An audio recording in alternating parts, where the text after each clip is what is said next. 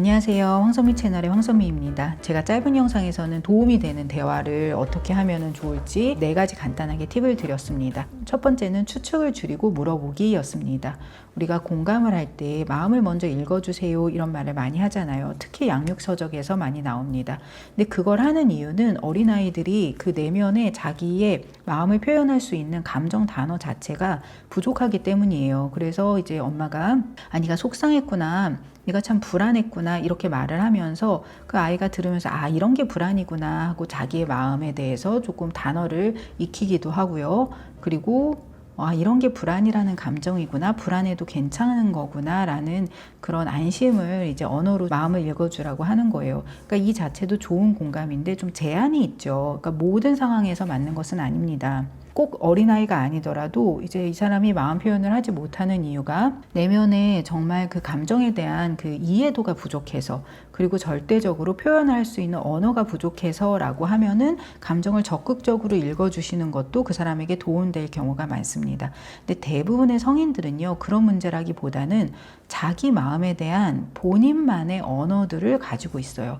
예를 들어서 불안해요 라고 이렇게 표현하는 사람이 있는가 반면에 제가 좀 벼랑 끝에 서 있는 것 같은 그런 느낌이 들어요 이렇게 표현을 할 수도 있죠. 이런 독특한 그 사람의 언어는 물어보지 않으면 들을 수가 없어요. 그러니까 당신의 마음이 지금 어떻다는 것인지 저한테 한번 말해 주시겠어요 하면 네 선생님 벼랑 끝에 서 있는 것 같아요 라고 이제 말을 할 수 있겠죠. 그럼 이 벼랑 끝에 서 있는 기분이 어떤 건지 좀 더 물어볼 수도 있겠고, 또는 당신이 벼랑 끝에 서 있는 그 느낌이구나 하면서 저 사람 마음 세계에서 쓰는 그 언어를 우리가 이제 알아들을 수가 있는 거예요. 그러면 어떤 연결고리들이 생기잖아요. 벼랑 끝. 당신에게 불안이라는 건 벼랑 끝이라는 거구나. 이 연결고리를 만들려면 물어보는 수밖에 없다는 거죠. 그래서 성인들과 대화를 나눌 때 이제 청소년이나 아동이라고 하더라도 좀 내면 자극이 복잡하고 민감한 친구들하고 이야기를 할 때는 덮어놓고 감정을 읽어주는 것보다는 그 사람의 마음이 어떤지 물어보는 게 훨씬 더 도움이 됩니다. 두 번째는 이제 결론을 자기 이야기로 가져오지 않기예요.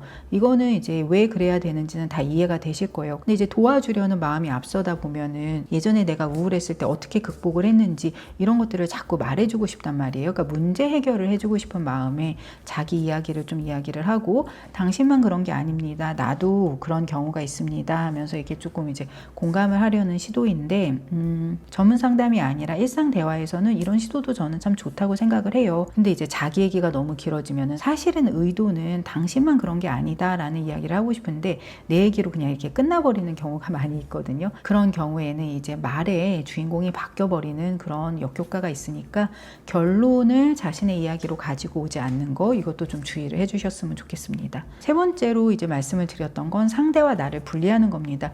이거는 조금 이제 어려운 얘기기는 해요. 그래서 제가 의도적으로 라는 말을 덧붙였는데, 완전히 그 사람과 나의 감정, 그 사람과 나의 입장을 훈련을 받지 않으신 분들은 요거를 완전히 이제 분리하는 거는 좀 힘들 거예요.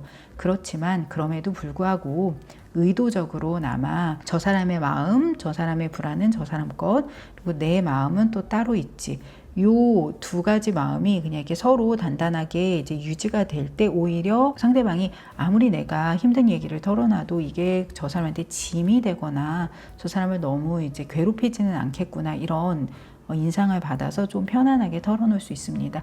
이건 참 어려운 일이기는 한데 그냥 의도적으로 그래도 마음속으로 우리는 서로 다른 사람이지, 서로 다른 감정을 가지고 있지 라고 한 번씩 이제 되뇌어 가면서 분리를 하는 게 필요하겠고요. 네 번째로 말씀드린 거는 상담의 기술 중에 하나입니다. 이제 타당화라고 하는 건데, 타당화는 공감하고는 조금 달라요. 타당화는 오히려 이해 측면에 가깝습니다. 내가 꼭 동의하는 것은 아니지만 당신이라는 세계 안에서, 당신이라는 그 생각의 구조 안에서, 당신이라는 살아온 그 역사 안에서 그거는 말이 되겠구나, 있을 수 있는 일이겠구나, 당신이라는 역사 안에서는 이것이 참 있을 수 있는 일이고 말이 되는구나를 전달을 해주는 것, 이것을 타당화라고 해요. 누군가에게 타당화를 해준다는 건 내가 꼭 모든 걸 동의하지는 않지만 이해를 하려고 노력을 하고 있고 그 이해가 당신에게 전달이 되었으면 좋겠습니다 하는 사랑의 표현이겠죠. 네, 그래서 4가지 기억해 주시면 좋겠습니다. 정리하자면요. 1번 추측을 줄이고 물어본다. 2번 결론을 자신의 이야기로 가지고 오지 않게 주의한다. 3번 어렵지만 의도적으로나마 상대와 나의 입장을 분리해 본다. 4번째 당신이라는 세계 안에서는 그럴 수도 있었겠다라는 타당화를 제공해 본다 입니다. 네, 저는 이제 밖이 깜깜해졌는데 저녁을 먹으러 나갈 거예요. 그리고 또 저녁 상담이 있거든요. 다음번에 또 좋은 영상 가지고 찾아올게요. 좋은 하루 되세요.